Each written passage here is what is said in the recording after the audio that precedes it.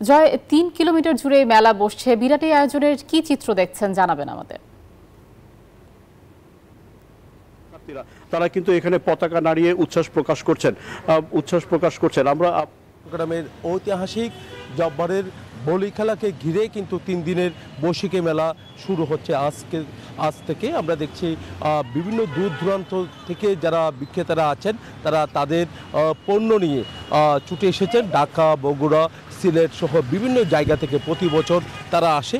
আজকেও তার কোনো ব্যতিক্রম আমরা দেখছি না, তারা এসেছেন। তবে সকালের দিকে কিন্তু যেহেতু এখানে এসএসসি পরীক্ষা আছে, যেহেতু এই সড়কের পাশে স্কুল আছে, তার কারণে পুলিশের একটা নির্দেশনাও রয়েছে যেন একটু সকালের দিকে মেলাটা যেন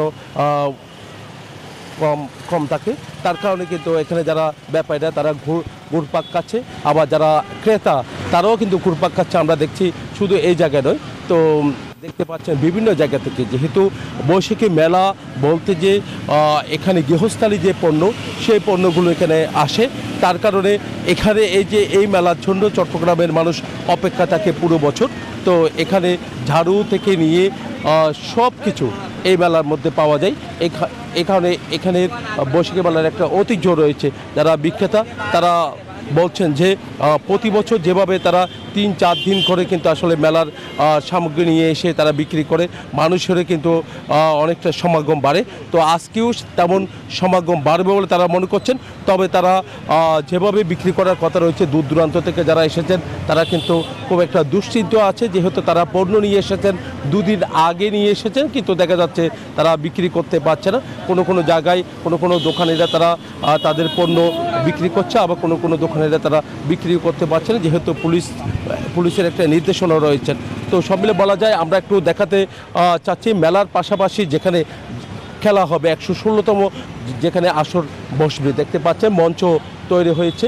সেই মঞ্চটি আমরা একটু দেখাতে যাচ্ছি, যে মঞ্চে এবার এখানে কুস্তিগির যারা আছে সেই কুস্তিগিররা এখানে এবার কুস্তির প্রতিযোগিতায় অংশ নেবেন। এবারে 100-র বেশি কুস্তিগির অংশ নেবে বলে আমরা জানতে পেরেছি।